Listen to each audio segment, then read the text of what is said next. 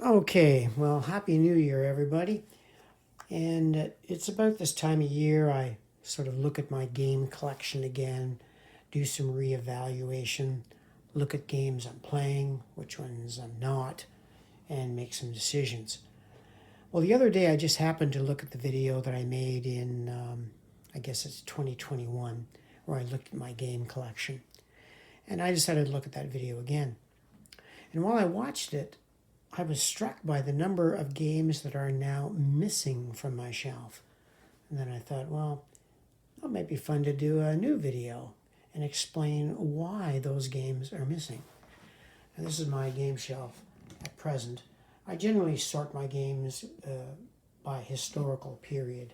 So I kind of begin on the right there with ancients, then move to the left into future periods, gunpowder, 18th century, 19th century, so on. Work down to World War One, get the Civil War games in there. That's my general strategy. But when I looked at the video and saw all the games missing, and you can see there's a suspicious area on the left there that I've purposely left blank, and that's because I've already ordered some new games, and I'll be talking about them later. But what I wanted to do was show you the games that I did get rid of in the past few years. And I'll just make a few comments on each one. Now, before I do that, I want to say one thing about the games that I did get rid of. I'm not a collector. I'm not a hoarder. If I'm not playing a game, if I own it, even unpunched or played it once, and I'm not playing it for several years, I tend to get rid of it. That doesn't mean that I get rid of all games that I don't play. Some I keep for nostalgia reasons, like the old Gettysburg 1958 version. I had 3 versions of that in the last video. Now I only have one. But let's just make a few comments on each one. And we'll go sort of in the historical period first. So, Hoplite. Good game. I liked it. I did not play every scenario, but I more or less kept it for the Battle of Marathon. But that's not enough reason to keep a game I'm just not playing. So, Hoplite just had to go. Next one was The Conquerors, Alexander the Great. It was a strategic game on Alexander the Great. I did like it. It was quite good. But I just wasn't playing it. Really couldn't get the guys together to play it. It never was a great hit. So off it went. The other one was a curious one, Peloponnesian War by Mark Herman. I had bought the original one years after the fact and liked the map, liked the system. And so I bought this new one and I didn't like it. Well, wait a minute, you say that's the same game. Yeah, it is the same game. But the graphics, though, in theory, were upgraded. There was just something about it I didn't like. And in the end, I never was playing it. So off it went. Chariots of Fire, another one. I kept this one really for one scenario only, the Siege of Troy. I did play it. Took a while to play those. Took a while to set them up. Again, I just couldn't justify keeping it when I wasn't playing them. Well, the great battles of history. What can I say about those? I had quite a lot of them. It's still a very detailed system. I like it. And in the end, I kept SPQR. I had to keep that one because it was a beautiful addition. And I kept Cataphract because it had a campaign game. So, but Conquest of Gaul and most of the others, I just sold or traded off. Torgau.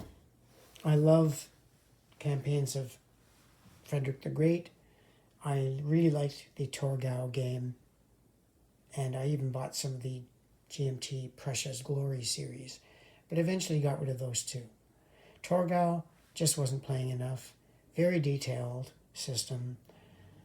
I think John Kranz bought this one off me at Compass Games, so I didn't regret selling it. but it was a good game. So again, I say, these games you get rid of doesn't mean I didn't like them.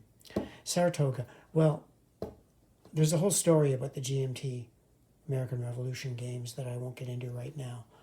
I'll probably comment on it sometime maybe in 2024. I do not have any of the GMT American Revolution games anymore, and for reasons which I'll keep secret for now. They were good games. They're very popular. God, they're 10 or 11 volumes, and they keep reprinting them in these tri-packs. But I no longer own any of the American Revolution series. Freeman's Farm by Worthington. Well, a lot of you might know I like the Battle of Saratoga. I love studying it. I've been studying it since about 1970. And when Freeman's Farm came out, I just had to buy it. But ultimately, well, just wasn't playing it enough, and I didn't quite care for the system. Shores of Tripoli.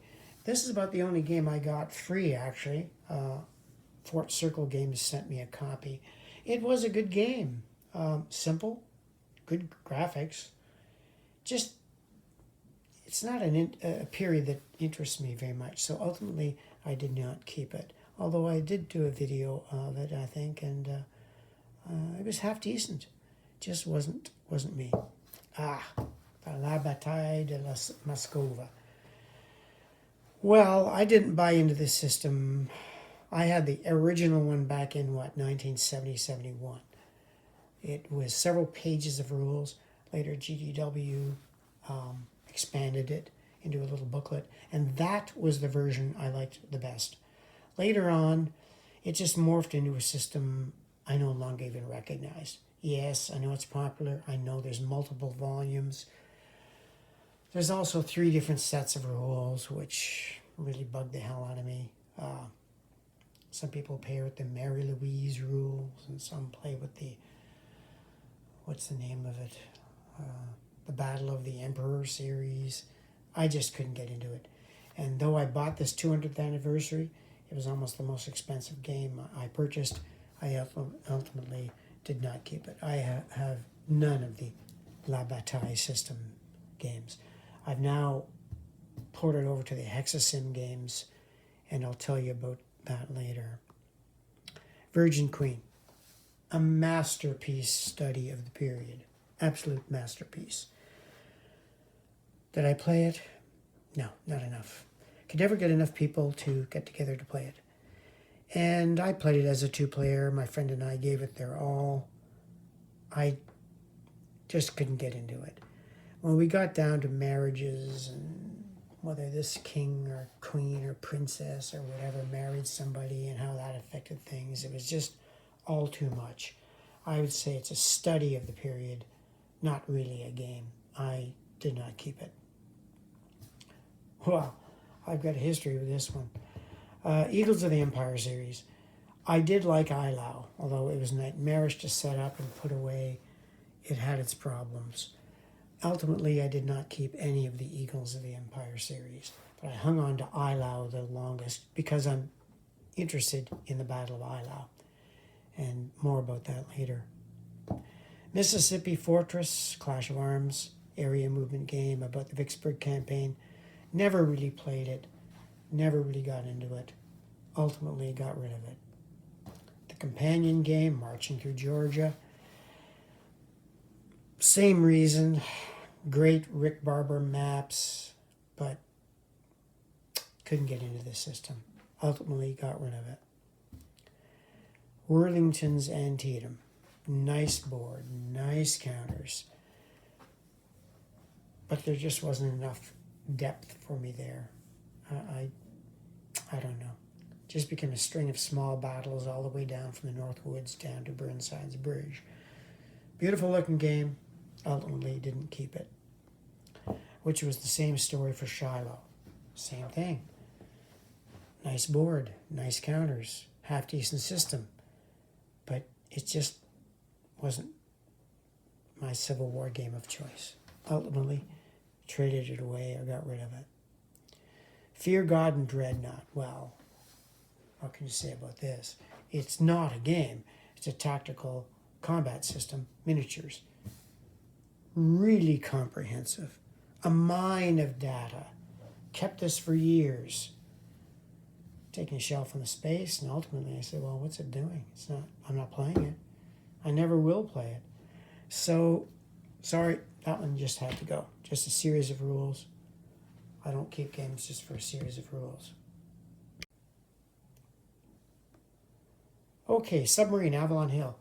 I'm a submarine fan, as a lot of you know, and I had the original Battle Line submarine and bought this one. We played it to death back in the 70s and 80s, all kinds of scenarios. Bought the General with the extra scenarios in it. Played it to death, but wasn't playing it enough lately, so I got rid of this version, strangely enough, and kept the old Battle Line version.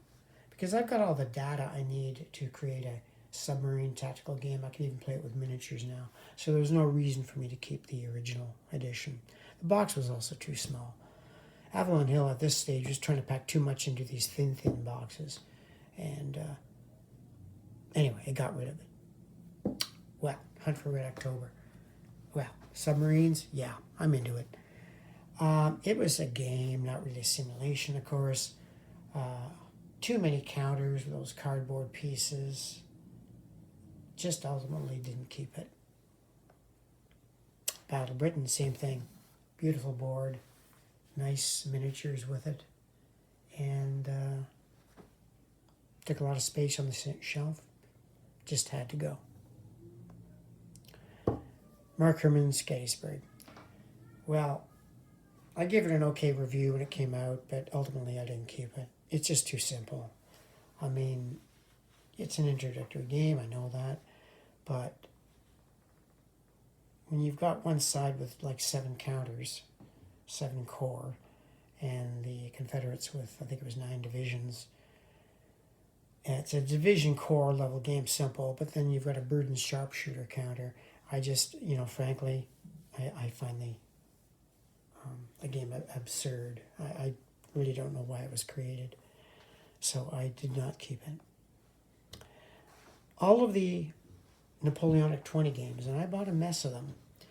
They were beautiful looking games, simple, easy to set up.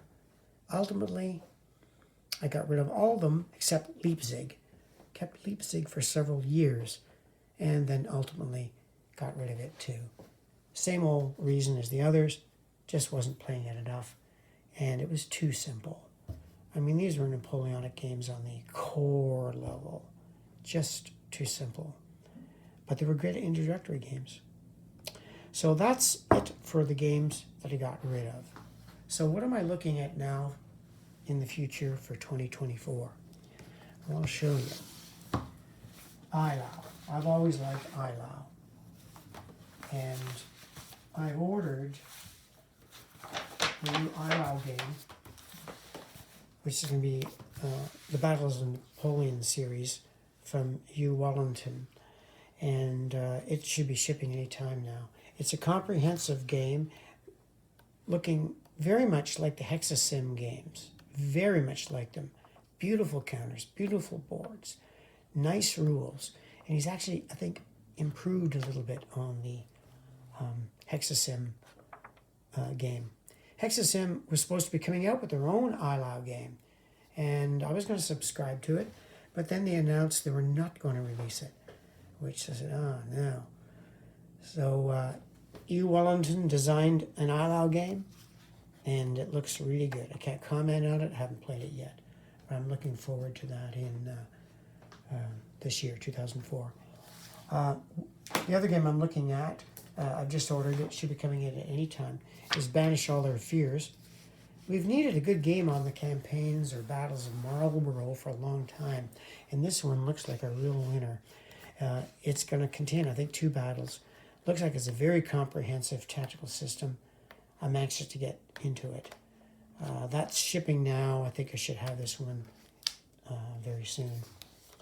The other oddity, I'm embarrassed to talk about it, but I'm going to edit my statements, to say the least. War and Peace, Mark McLaughlin's. This is the reprint by One Small Step, now going for absolute collector prices. It's out of print and is on the P500 for I think another printing, perhaps the third. So I've already done a video on that, 2 videos in fact, and I'm going to be spending more time with this game this year. In fact, I didn't even know that there was a digital version of it available. Okay, War and Peace. I bought it on Steam, and it seems to be a direct translation of the board game. So it's not a computer game per se, but there is an AI, but it's just like the board game. And I've been spending some time with this, and man, am I impressed with the AI, because it's been kicking my rear end. I've tried the Italian campaign several times, and I can't seem to win with it. But I'm enjoying it very much, which has made me look again at the board game War and Peace. So I'll be paying more attention to that this year. And that's the reason for that little... We had a technical glitch there. What I was saying is that's the reason for the little wee blank niche up there, because I intend War and Peace and Banish All Their Fears to go into that blank space. So at this point, that's what I'm going to be looking at this year a lot: War and Peace, some Napoleonic games, ILAO. And I'm also working on my own Battle for a Continent French and Indian War game. I've got a prototype edition of that now. We'll be playtesting it next week. So that's one of my projects for this year. Now, another game I just recently purchased down at Compass is Brothers at War. And I bought the whole series here for one battle only, Valverde. I'm very interested in that battle. I have not tried this yet. I'm still reading the rules, learning it. Got a lot on my plate for this year. But I do want to give that game a try. Now, as I get older, I can see a trend with me getting rid of games and stuff. I'm tending to get rid of the larger monster games like La Bataille. I really have none of those left. And I'm sort of coming back to the simpler. And for some reason, I keep coming back to this 1812 campaign in Russia by SPI, designed in 1972. And it's still one of my favorite Napoleonic games. Another one, I think is one of the best games ever designed for a magazine game, was Borodino. Napoleon in Russia, 1812, SPI, I think again, 1972. Do I play it? No, I don't play it very much. But there's no way in the world I'm getting rid of it. I just love this thing. Another game I want to give more attention to this year is, apologies for that, another technical glitch. Another game I want to give more attention to this year is The 3 Days of Gettysburg. Herman Luttmann's game, which I think is the final definitive game on the Battle of Gettysburg. Love this thing. Just don't have enough time to play it these days. And one that I continue to play today, especially on Vassal, is U.S. Civil War. Probably one of my all-time favorite games. So that's it for my little review of games from the distant past.